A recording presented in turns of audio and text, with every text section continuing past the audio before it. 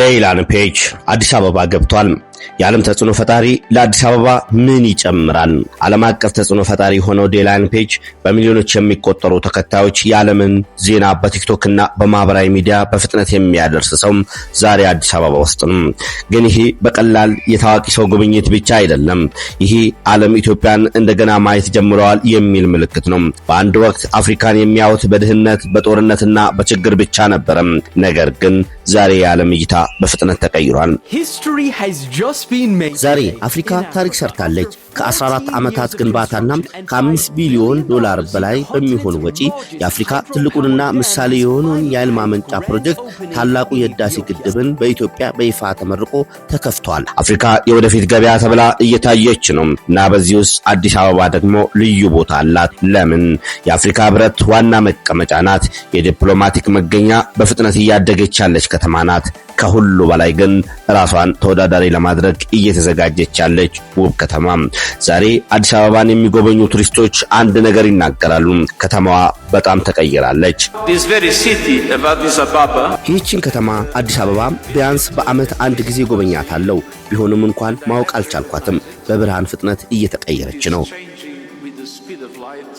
ዴይላን ፔጅ የዚህ ዘመን ቋንቋ በደንብ የገባው ሰው ነው። ሰዎች ረጅም የዜና ሪፖርት ማየት ሲደክማቸው ዴይላን ፔጅ ግን በ60 ሰከንድ ውስጥ ብቻ ዓለምን ያስረዳል። እና አሁን እሱ አዲስ አበባ ውስጥ ነው። ይሄ ለኢትዮጵያ ምን ማለት ነው? ዓለም አቀፍ ትኩረት። ዴይላን ፔጅ አንድ አዲስ ቪዲዮ ብቻ ሲለጥፍ ሚሊዮን ሰዎች አዲስ አበባ ብለው ይፈልጋሉ። ይሄ ለቱሪዝም፣ ለሆቴሎች፣ ለአርቲስቶችና ለጥቅል ቢዝነሱ ትልቅ እድል ይዞ ይመጣል። አንድ ቫይራል ቪዲዮ ሚሊዮን ሰዎችን አንድ ሀገር ላይ ብቻ እንዲያተኩሩ ሊያደርጋቸው ይችላል። የሀገር ምስል መቀየር። ብዙ ሰዎችን ኢትዮጵያን ከጦርነት ጋር ብቻ ያይዟታል። ነገር ግን ኢንፍሉዌንሰሮች ሲመጡ ሌላ ፊት ያሳያል። ዘመናዊ ካፌዎች፣ አስደናቂ ህንጻዎች፣ የምሽት ድምቀቶች፣ ሙዚቃ፣ ምግብ፣ ፋሽን፣ ባህል፣ የወጣቶች ፈጠራም። ይህ የሀገር ብራንዲንግ ነው። ለኢትዮጵያ ክሬተርስ ትልቅ እድል። ዴይላን ፔጅ እንደዚህ ያለ ሰው መምጣቱ አንድ ምልክት አለው። ዓለም ኢትዮጵያን ማየት ጀምራለች ማለት ነው። ይሄ ደግሞ ለሀገር ውስጥ ዩቲዩበር እና ቲክቶከር ክሬተርስ ትልቅ እድል ነው። ሰዎች የምንገኘው አሁን ኢትዮጵያ አዲስ አበባ ውስጥ በጉጉት ተጠብቁት ከነበረው ከዴይላን ፔጅ ጋር ነው። ዴይላን, how are you doing? It's nice to have you in here. I'm so excited to be here. How did you get to Ethiopia? How is it? Man, it's so good. Look at this, bro. What a day to be greeted by. It's amazing. ዛሬ አዲስ አበባ በቀስታ ከብቻ የዲፕሎማሲ ከተማ ወደ ዲጂታል ትኩረት ከተማ እየተቀየረች ነው። የዓለም ተጽዕኖ ፈጣሪ እየመጡ ነው። ቱሪስቶች እየበዙ ነው። ኮንተንት ክሬተሮች እየተፈጠሩ ነው።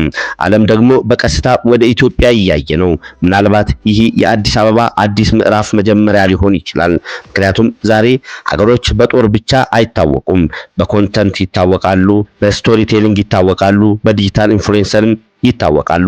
እና ምናልባት አዲስ አበባ አሁን በትክክል ወደ ዓለም መድረክ እየገባች ነው ብሎ መናገር ይቻላል። We have just arrived in Ethiopia. Come on!